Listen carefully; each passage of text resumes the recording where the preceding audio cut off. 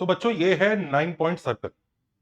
और आमतौर पर होता क्या है कि इस कॉन्सेप्ट का बहुत बड़ा ऐसा डर बनाया जाता है कि पता नहीं कितना मुश्किल कॉन्सेप्ट है और इसको करना इसको प्रूव करना काफी मुश्किल है। और इसको देख के भी, डायग्राम देख के भी कई बच्चे घबरा जाते हैं। तो आज जो हम ये जो एसकेटी वाला वीडियो लाए हैं, इसका पर्पस सबसे पहले तो इस 9 पॉइंट सर्कल को समझना है कि ये है क्या। दूसरा, इसका प्रूफ भी देखना है कि क्या इसका प्रूफ एक्चुअली इतना मुश्किल है या सिर्फ लोग डरा रहे हैं। और आपको बता दूं कि इसका प्रूफ हम लोग जिस तरीके से सोच के करेंगे तो शायद वो 3-4 लाइन के अंदर खत्म हो जाएगा। ऑल्दो इसके प्रूफ के ऊपर कई सारी जगह काफी सारे कंस्ट्रक्शन, काफी सारे बड़े बड़े मेथड्स लिखे हुए हैं, पर हम इसको शायद 3-4 लाइन के अंदर भी कर सकते हैं। तो इसलिए वीडियो को एंड तक जरूर देखिएगा। पहले मैं आपको इस 9 पॉइंट सर्कल के बारे में बता दूं कि इसका नाम ये 9 पॉइंट सर्कल क्यों है। ये ऐसे कौन से 9 पॉइंट हैं जिससे ये पास कर रहा है। तो देखिए, 9 पॉइंट सर्कल नाम इसलिए है इसका क्योंकि कुछ 9 पॉइंट से पास करता है। 9 कौन से पॉइंट्स हैं मैं आपको बताता हूं। ये एक ट्राइंगल एबीसी है जिसमें हमने ऑल्टीट्यूड्स ड्रॉप किए हैं। ये एडी, बीई और सी एफ ऑल्टीट्यूड्स है। तो ये जो डी, ई और एफ फुट ऑफ ऑल्टीट्यूड्स है, एक तो ये इनसे पास करता है। ये चीज हमें प्रूव करनी होगी अगर हम प्रूफ की तरफ चलेंगे आज। दूसरा, डी, ई, एफ जो फुट ऑफ ऑल्टीट्यूड्स है, उसके अलावा ये पॉइंट्स पी, क्यू और डब्ल्यू से भी पास करेगा। ये पॉइंट्स पी, क्यू और डब्ल्यू कौन से पॉइंट्स हैं? ये पी, क्यू और डब्ल्यू कोई बहुत मुश्किल पॉइंट्स नहीं है। ये जो साइड्स है ना, बीसी इसका मिड पॉइंट है पी, ये साइड जो एसी है उसका मिड पॉइंट है क्यू, और साइड ए बी का मिड पॉइंट है डब्ल्यू। तो W, P and Q R simply the mid points.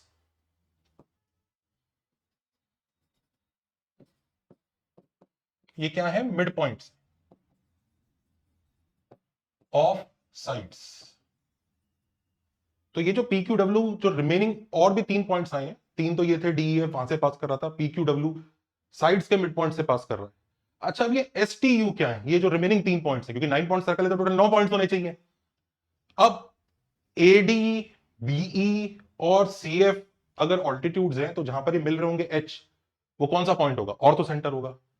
अब ऑर्थो सेंटर जो है, अगर हम साइड्स पर ये जो परपेंडिकुलर जा रहा है और ये जो अपोजिट वर्टेक्स तक जाएगा, दिख रहा है ये बच्चों, एच ए वाला जो सेगमेंट दिख रहा है, H to A, orthocentre to vertex, इसका जो मिड पॉइंट है वो यू है।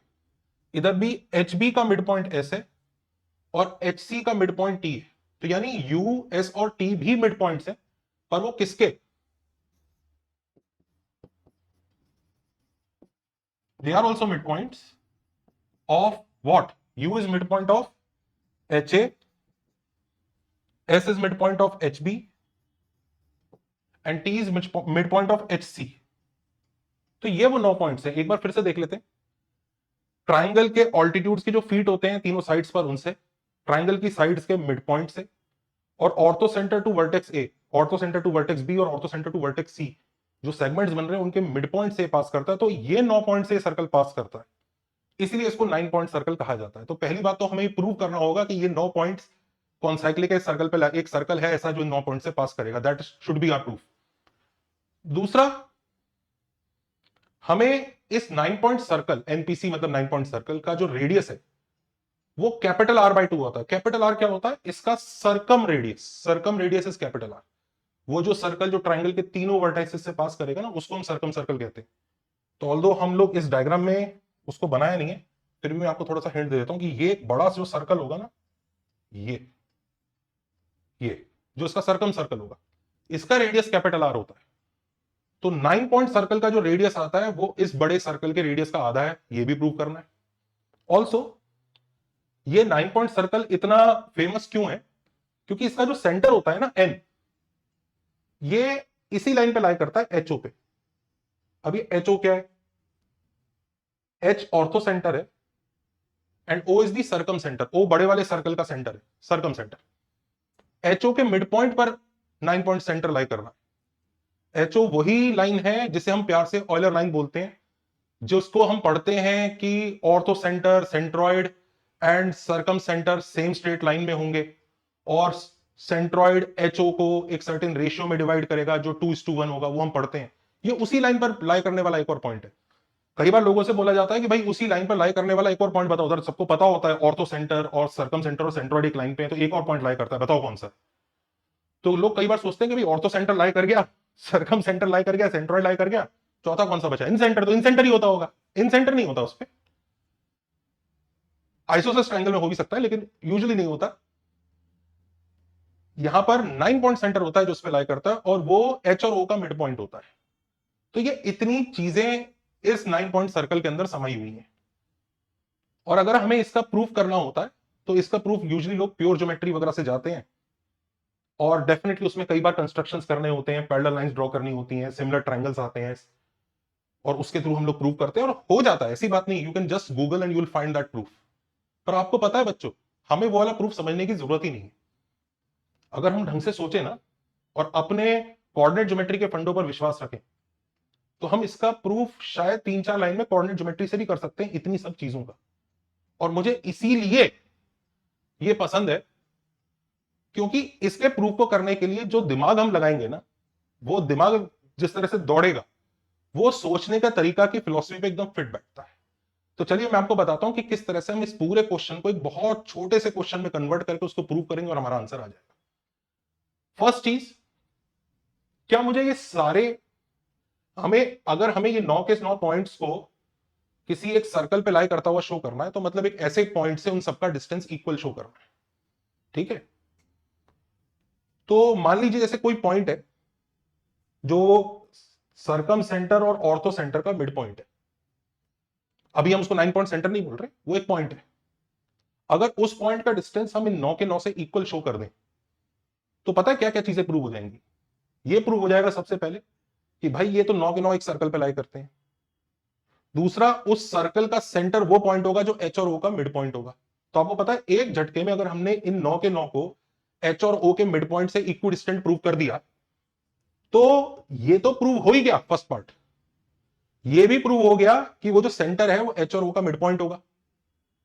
ऑल्सो क्योंकि एच और ओ का मिड पॉइंट है, तो वो पक्का उसी लाइन पे लाई करेगा, तो it lies on Euler line. C part भी प्रूव हो गया। और अगर वो जो डिस्टेंस हम निकालेंगे, हम बताएंगे ना कि वो पॉइंट का डिस्टेंस इन सारे के सारे 9 पॉइंट से इक्वल आ रहा है, तो उस इक्वल की कुछ वैल्यू होगी। अगर वो वैल्यू हमारी सर्कम रेडियस की आधी भी आ गई, क्योंकि भाई ऑफकोर्स जब हम सबके सबको इक्वल डिस्टेंस प्रूव कर रहे होंगे तो कुछ value equal to value equal to value ऐसा आएगा। वो वैल्यू अगर मिल जाए और वो वैल्यू हम दिखा दें कि वो तो सर्कम रेडियस की आधी है, तो अगर ऐसा हम कर पाए तो पता है एक झटके में सारे प्रूव हो सकते हैं। तो मतलब हमारा थॉट ये है कि हमें एच और ओ के मिड पॉइंट को इन सबसे इक्वल डिस्टेंट शो करना है। That is our idea. अब कई बार बोलते हैं कि सर ऐसे तो आपको पता है कि एच और ओ का मिड पॉइंट है इसलिए आप उसको कर रहे हो। एक्चुअली जो इसके प्योर ज्योमेट्री वाले प्रूफ भी हैं, उसमें भी पता ही होता है कि वो मिड पॉइंट को ही सेंटर दिखाना, और वो सारे आइडिया उसी डायरेक्शन में चलते हैं। तो इसलिए क्वेश्चन प्रूव दैट के फॉर्म में। ये ऐसा नहीं हो सकता कि these are prove that they are cyclic, guess their centre. अगर इसका सेंटर गेस करने के बारे में बात आती है, गेस करो, सोचो किधर होगा, तो हम पागल हो जाते। इसलिए क्वेश्चन इसी फॉर्मेट में कि इसका सेंटर जो है वो एन है और ये आएगा, इसको प्रूव करके दिखाओ आप। तो बात यह है कि हम लोग एच और ओ के मिड पॉइंट को 9 के 9 पॉइंट से इक्वल डिस्टेंस शो करेंगे, और वो जो डिस्टेंस की वैल्यू है सर्कम रेडियस की आधी शो करेंगे। अभी भी ऐसा लगता नहीं है कि ये छोटा काम है, क्योंकि ऑल्दो जितना बड़ा ये दिख रहा था उतना बड़ा तो नहीं दिख रहा है, लेकिन फिर भी छोटा काम नहीं दिख रहा है, क्योंकि 9 पॉइंट से इसका डिस्टेंस निकालना ही बहुत बड़ी महाभारत है। पर इतना जरूर पता लग गया कि एक बार अगर हमने वो डिस्टेंस इक्वल शो कर दिया, तो ये सारे के सारे एक झटके में निपट जाएंगे। अब थोड़ा इसको और क्वेश्चन को छोटा करते हैं। तो अभी तक तो हमने ये किया कि rather than proving these all 4 things, हम एक ही काम करेंगे कि 9 के 9 का डिस्टेंस एच और ओ के मिड पॉइंट से इक्वल प्रूव करके दिखाएंगे। अब क्या हमें ये 9 के 9 की जरूरत है क्या? मतलब do we need all these 9? आप समझ सकते हैं क्वेश्चन में तीनों साइड्स में से किसी भी साइड को स्पेशल ट्रीटमेंट नहीं दिया हुआ है। तो अगर मैं किसी एक मिड पॉइंट को, किसी एक फुट ऑफ ऑल्टीट्यूड को, और किसी एक एच ए एच बी या एच सी के मिड पॉइंट को चूज कर लूं, यानी तीनों कैटेगरी में से किसी एक पॉइंट को चूज कर लूं और उसको इक्वल डिस्टेंस शो कर दूं, तो भाई मान लीजिए लेट्स से मैंने डी को इक्वल डिस्टेंस शो, डी का डिस्टेंस उस पॉइंट से, पी का डिस्टेंस उस पॉइंट से, और लेट्स से यू का डिस्टेंस उस पॉइंट से सेम शो कर दिया। तो आप समझ सकते हैं कि भाई क्वेश्चन में किसी भी साइड को हमने कोई स्पेशल ट्रीटमेंट नहीं दिया हुआ है। अगर डी का डिस्टेंस जो आएगा और वो कांस्टेंट आ रहा है, वो ट्रायंगल की शेप वगैरह पे डिपेंड नहीं कर रहा है, तो ई का भी वही आता होगा, एफ का भी वही आता होगा, तो हमें जरूरत नहीं पड़ेगी ई और एफ के बारे में कुछ कहने की। तो एक्चुअली हमें शायद 9 के 9 भी हमें शो नहीं करने, हम सिर्फ डी, पी और यू का डिस्टेंस एच और ओ के मिड पॉइंट से सेम दिखाते हुए और उसकी value circumradius by 2 prove कर दें तो हमारा काम हो जाएगा। तो we don't need to show these 9 points. हमें इनको रिप्रेजेंट करता हुआ कोई एक पॉइंट उठा लीजिए, इनको रिप्रेजेंट करता हुआ एक पॉइंट उठा लीजिए, इनको रिप्रेजेंट करता हुआ ये उठा लीजिए। कोई आपसे पूछे आपने ई के लिए प्रूव नहीं किया, तो आप बोल दीजिए इसी प्रूफ को रिपीट कर लो जो हमने किया है, बस इस बार ई, क्यू और टी ले लेना, तो काम चल जाएगा। तो you can write similarly we can prove it for other 3 triplet, other 2 pairs of other 2 triplets. तो एक्चुअली क्वेश्चन रिड्यूस होके ये बन गया, this is the question that we will target. Prove that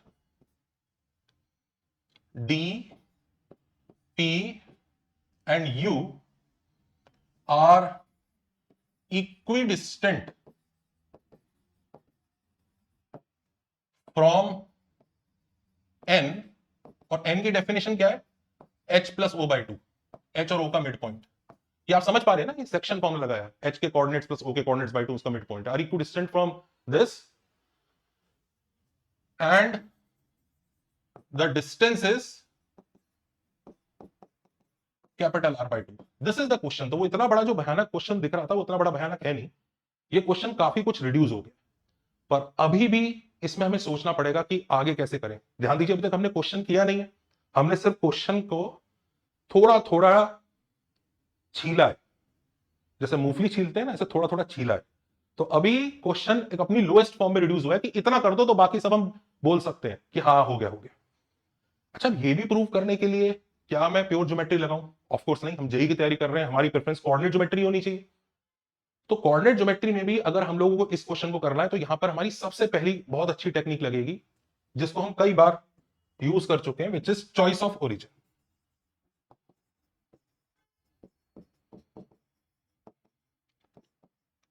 हमें एक बड़ी ही समझदार जगह ओरिजिन चूज करना है, जिससे एक पॉइंट तो 0,0 हो। अब जिन बच्चों ने थोड़ी भी पढ़ाई की है कोऑर्डिनेट ज्योमेट्री की, वो जानते होंगे कि भाई ऑयलर लाइन की वजह से सर्कम सेंटर,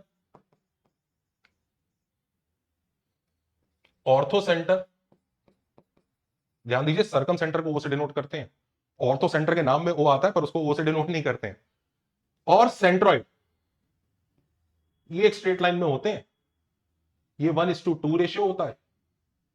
और अगर क्वेश्चन में सर्कम सेंटर ऑर्थो सेंटर दोनों का ही जिक्र है या एक का भी जिक्र है और हमें ओरिजिन चूज करना है, so it is always recommended कि भाई आप सर्कम सेंटर को ओरिजिन लीजिए। इससे क्या फायदा होता है, अगर आपने सर्कम सेंटर को ओरिजिन लिया तो ये जो आपका सेंट्रॉइड है ये तो भाई automatically a plus B plus C by 3 है किसी भी ट्राइंगल का सेंट्रॉइड। और अब हम 1:2 लगा के h निकाल सकते हैं। कैसे निकाल सकते हैं, 1 into H plus 2 into origin जो 0 ही है अपॉन 3 इज g। तो h का आंसर सीधा 3g आ जाता है, which is nothing but a plus B plus C. तो ऐसे सिनेरियो में हमें h बहुत आसानी से मिल जाता है, अदरवाइज नहीं तो ऑर्थो सेंटर निकालने के लिए हमें ऑल्टीट्यूड वगैरह शायद निकालने पड़ जाते, जो परेशान कर सकता था। तो हम इस चीज का यूज करेंगे कि यार ये बड़ा मजेदार काम हो गया। और ये हमने क्यों चूज किया, हमें ओ की भी रिक्वायरमेंट है सर्कम सेंटर की, हमें एच की भी रिक्वायरमेंट है। और अगर एच और ओ बड़े आराम से मिल रहे हैं तो rather than choosing a case कि एक ट्राइंगल की एक्स एक्सिस को, ट्राइंगल की एक्सिस ऐसे बना ली, ये ओरिजिन है, तो पता है एज ए ट्राइंगल में अभी तो ये वर्टाइसेस तो बड़े अच्छे अच्छे लग रहे होंगे, लेकिन पता है क्या दिक्कत आएगी, सर्कम सेंटर गंदा आएगा जिसका फॉर्मूला बहुत गंदा होता है, और तो सेंटर गंदा आएगा। अब आप सर्कम सेंटर गंदा निकालो और तो सेंटर गंदा निकालो और उसके बाद मिड पॉइंट निकालो, वो और माशाल्लाह आएगा। फिर डी पी यू और सब डिस्टेंसेस वगैरह निकालोगे और वो दुखी करेगा ही करेगा।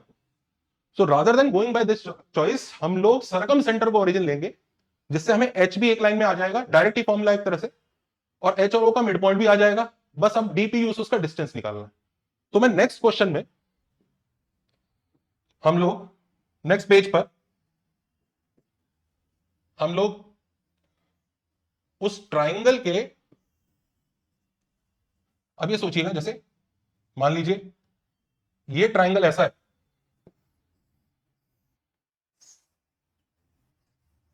ये ट्राइंगल मान लीजिए ऐसा है, ये उसका सर्कम सेंटर है।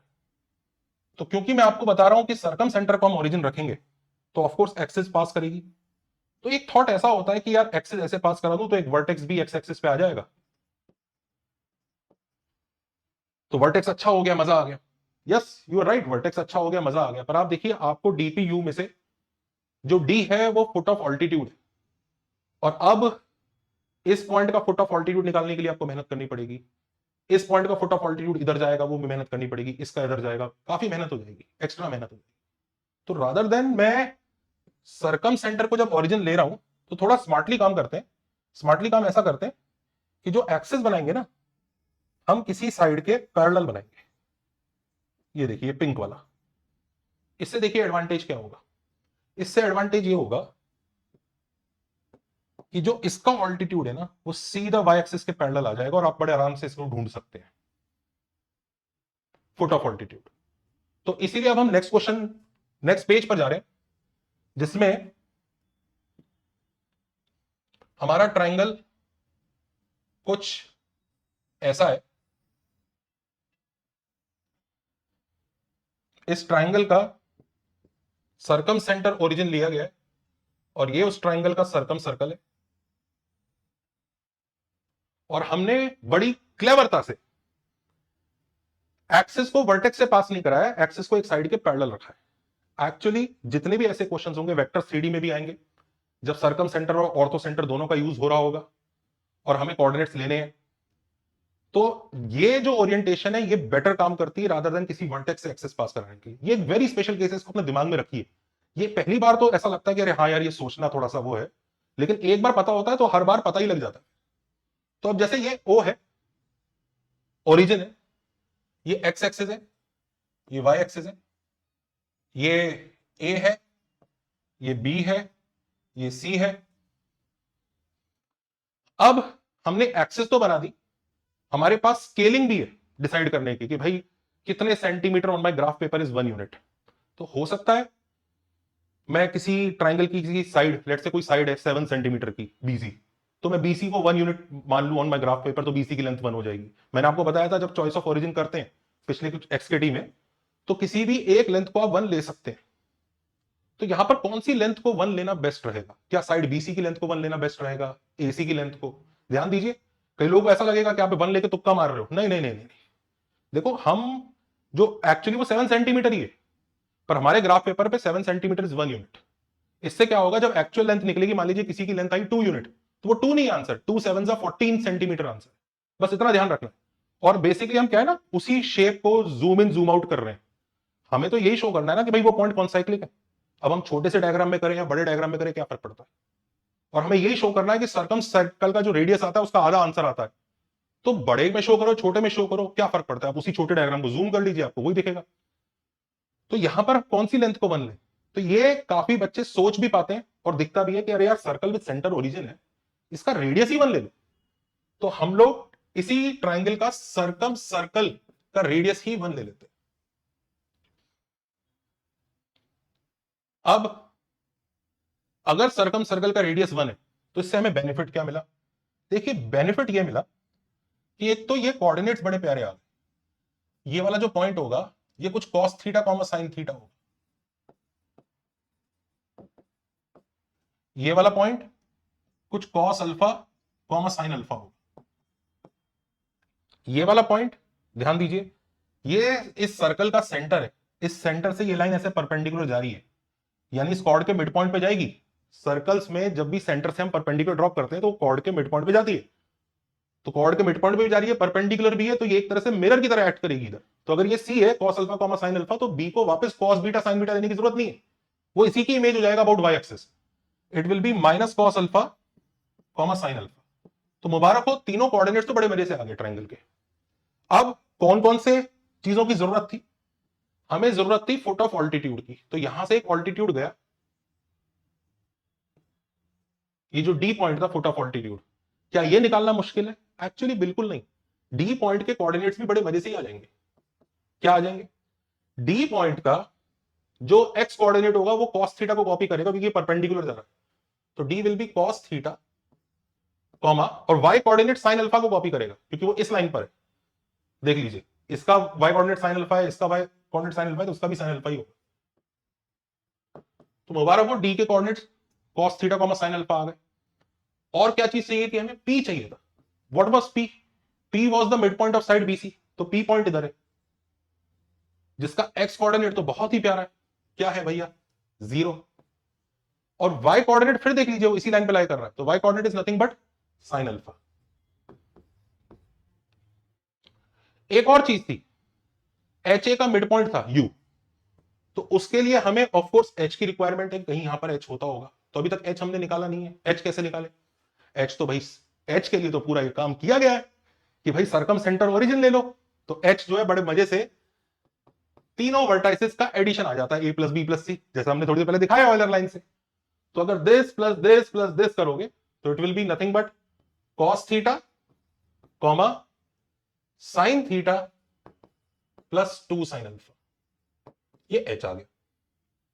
अब क्या हमें एच की रिक्वायरमेंट है? नहीं, हमें रिक्वायरमेंट है यू पॉइंट की, जो एच ए का मिड पॉइंट था यू। तो यू क्या आएगा? You will be H plus A by 2। ध्यान दीजिए एक्स कोऑर्डिनेट तो उसका भी कॉस थीटा ही रहेगा, और वाई कोऑर्डिनेट क्या होगा? Is this plus this by 2, तो sine theta plus sine alpha. तो आप देख सकते हैं बड़े मजे से, मतलब कोऑर्डिनेट्स तो ऐसे मक्खन की तरह से आ रहे हैं। ये फ्री हिट है कि मारो उस पे चौका छक्का, और कुछ नहीं है ये। अच्छा, ये ऐसा लग रहा है कि हम ट्रेविस हेड है और सामने हर्षित राणा बॉलिंग कर रहा है। अच्छा, यू भी आ गया। एक और चीज चाहिए हमें, डी पी और यू का डिस्टेंस किसी पॉइंट से निकाल के शो करना था ना, कि भाई वहां से इक्वी डिस्टेंट आता है। वो पॉइंट कौन था? एन था। जो एच और ओ का मिड पॉइंट था, वो तो सबसे ही खूबसूरत पॉइंट है ओरिजिन, तो एच और ओ का मिड पॉइंट क्या होगा? दिस प्लस 0 बाई 2, तो cos theta by 2 comma sine theta by 2 plus sine alpha. ये लीजिए, ये एन आ गया। Now what we have to prove, हमें ये प्रूव करना है, टू प्रूव कि n का डिस्टेंस d से इज इक्वल टू n का डिस्टेंस p से इज इक्वल टू n का डिस्टेंस u से and is equal to circumradius का आधा। ये प्रूव करना है। अगर ये प्रूव कर दिया तो वो 9 पॉइंट सर्कल खत्म है। हमारे पास सारे कोऑर्डिनेट्स हैं, तो चलिए स्टार्ट कर लेते हैं। देखते हैं इसमें पेन चलाने की जरूरत भी पड़ेगी क्या। Let us talk about N D, distance between N and D. तो x1 माइनस x2 का होल स्क्वायर, तो cos theta minus cos theta by 2 का whole square, sine alpha minus sine theta by 2 plus sine alpha का whole square. ये लीजिए, ये तो half आ गया, मुबारक हो। तो ये तो फिट बैठ गया। अब हम एनपी की बात करते हैं। एनपी की, इन दोनों के बीच में डिस्टेंस निकालना है, तो x1 माइनस x2 का whole square plus y1 minus y2 का होल स्क्वायर का स्क्वायर रूट, तो this minus this cos theta by 2 का whole square plus this minus this का होल स्क्वायर, तो साइन अल्फा से साइन अल्फा कट जाएगा, sine theta by 2 का whole square. ये लीजिए, ये भी हाफ आ गया। तो इसने भी अपना फर्ज अदा कर दिया। अब बात बच गई एनयू के बारे में, तो एनयू यहां निकाल लेते हैं। एनयू में एन और यू के बीच का डिस्टेंस लेंगे, तो this minus this x1 minus x2 का whole square will be cos theta by 2 का whole square plus y1 minus y2 का होल स्क्वायर। ध्यान दीजिए, साइन अल्फा से साइन अल्फा कटेगा, sine theta minus sine theta by 2 वापस half of sine theta आ जाएगा। ये लीजिए, ये भी हाफ आ गया। तो तीनों के तीनों डिस्टेंस हाफ आ गए, जो सर्कम रेडियस का आधा है। हमने ये इन 3 पॉइंट्स के लिए किया। एक बार डायग्राम घुमा के बचे हुए 3 पॉइंट्स के लिए कर दीजिए, फिर डायग्राम घुमा के बचे हुए 3 पॉइंट्स के लिए बोल दीजिए। तो 9 के 9 पॉइंट्स उसी n पॉइंट से इक्वी डिस्टेंट है। उनका जो डिस्टेंस आता है वो सर्कम रेडियस का आधा आता है, और क्योंकि ये पॉइंट HO का मिड पॉइंट है, इसका मतलब ये ऑयलर लाइन पे भी होगा। Hence you have proved 9 point circle in I don't know how many lines, 4-5 lines. तो उतनी ज्यादा मेहनत की हमें जरूरत पड़ी नहीं। ये जो चॉइस ऑफ ओरिजिन है ना, ये बहुत भयंकर और कूल सोचने का तरीका है। मैं चाहता था कि 9 पॉइंट सर्कल, जिसको यूजुअली लोग डर जाते हैं उसको देख के, उसको भी हम अपने फंडों से एक बार पीट दें।